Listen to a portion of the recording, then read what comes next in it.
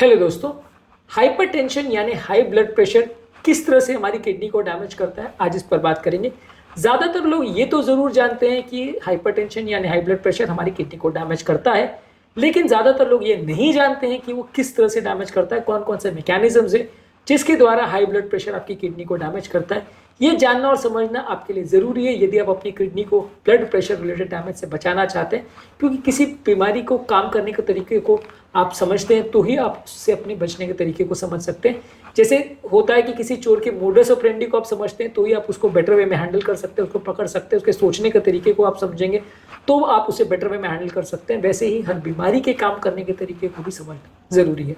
Topic important है, इसलिए इसे एंड तक देखिएगा। टॉपिक पर जाने से पहले हमारे चैनल पर जो भी नए हैं उन्हें रिक्वेस्ट करूँगा कि चैनल को सब्सक्राइब करें, वीडियोस को लाइक करें, शेयर करें, फॉलो करें, कमेंट करें, पूरा देखें।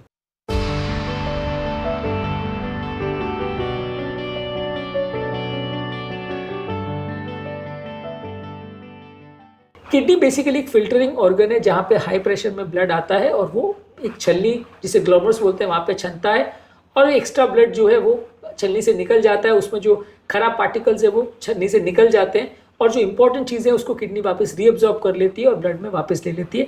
ये बेसिकली किडनी के काम करने का तरीका है। इसमें बहुत इंपॉर्टेंट रोल अदा करता है ये छलनी यानी ग्लोमरस और इसमें आने वाली नलियाँ जो ब्लड को लेके आती है, लेके जाती है।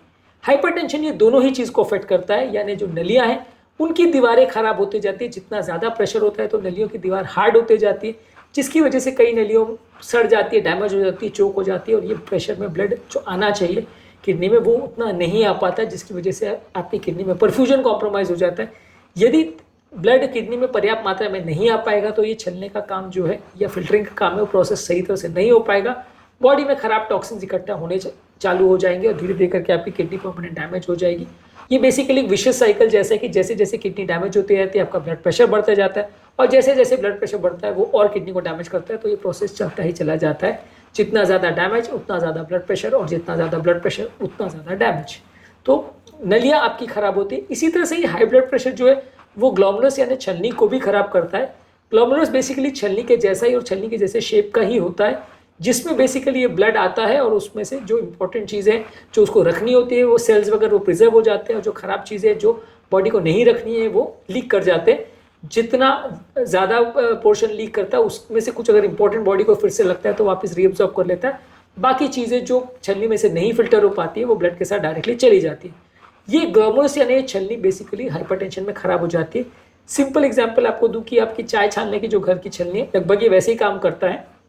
उसमें अगर आप बहुत हाई प्रेशर में अगर पानी डालते हैं तो जैसे जैसे आप हाई प्रेशर यूज़ करते हैं तो थोड़ी देर तक तो छलनी ठीक काम करती है, फिर वो ख़राब हो जाती है या फट जाती है। और जब वो फट जाती है तो उसके छेद बड़े हो जाते हैं तो और वो ज़्यादा ख़राब काम कर लेती है। चाय या जो भी चीज़ आपको छानना था, सूप छानना था, उसमें ख़राब बड़े बड़े पार्टिकल्स भी निकलने लगते हैं। तो यहाँ पर भी वैसे ही है कि हाइपरटेंशन की वजह से ये छलनियाँ ख़राब हो जाती है, इसके छेद जो है बड़े हो जाते हैं और प्रोटीन ज़्यादा निकलने लगते हैं, ज़्यादा लीक होने लगते हैं, जिसकी वजह से और ज़्यादा डैमेज होता है और धीरे धीरे करके ये प्रेशर्स की वजह से छलनी खराब हो जाती है। जितना ज़्यादा प्रेशर होगा उतना जल्दी खराब होगा, उतना ज़्यादा खराब होगा।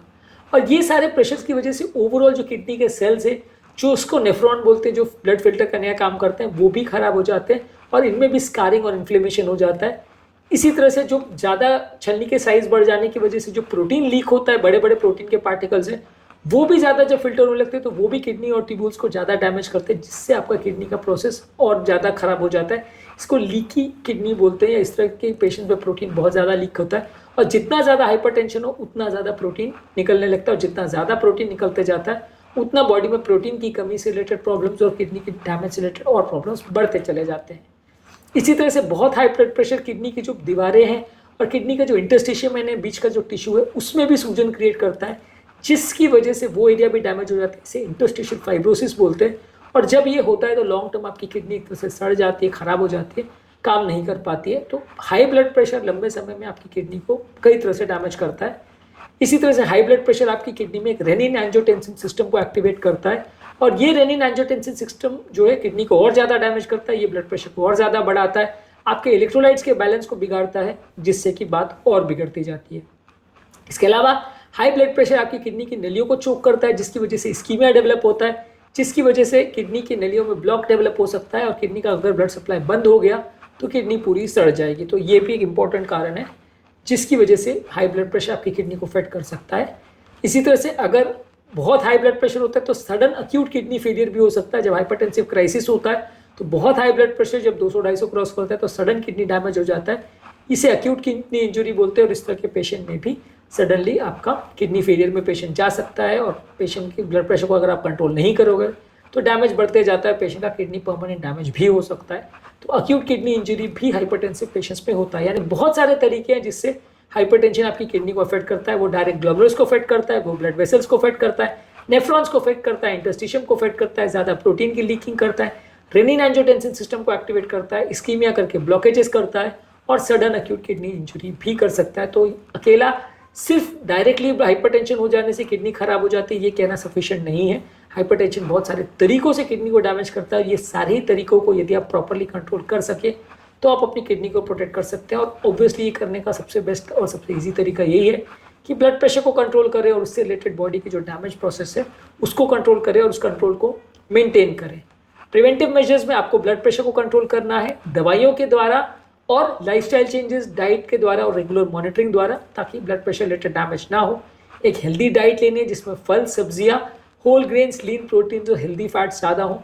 रेगुलर बेस पे एक्सरसाइज करनी है जिससे बॉडी का इन्फ्लेमेशन भी कम होगा और वजन भी कम होगा। स्मोकिंग, अल्कोहल को अवॉइड करिए, तंबाकू वगैरह मत खाइए, कोई टॉक्सिक प्रोडक्ट मत खाइए। और अगर कोई क्रॉनिक बीमारी है जिसकी वजह से हाइपरटेंशन बढ़ सकता है और हाइपरटेंशन की वजह से अगर किडनी का डैमेज बढ़ सकता है तो उसको टाइमली एड्रेस करना और उसको प्रॉपरली मैनेज करना, सही तरह से ट्रीट करना ज़रूरी है, नहीं तो प्रॉब्लम्स बढ़ेगी। आज के टॉपिक में हमने बात करी हाइपरटेंशन यानी हाई ब्लड प्रेशर किस तरह से आपकी किडनी को डैमेज करता है, किन किन मैकेनिज्म से आपकी किडनी पर असर होता है, हाइपरटेंशन के मैनेजमेंट पर और किडनी डिजीज़ के मैनेजमेंट पर, और उनमें क्या खाना है क्या नहीं, ये सारी चीज़ों पर ऑलरेडी हमने काफ़ी वीडियोज़ किए जो कि आप हमारे चैनल पर देख सकते हैं।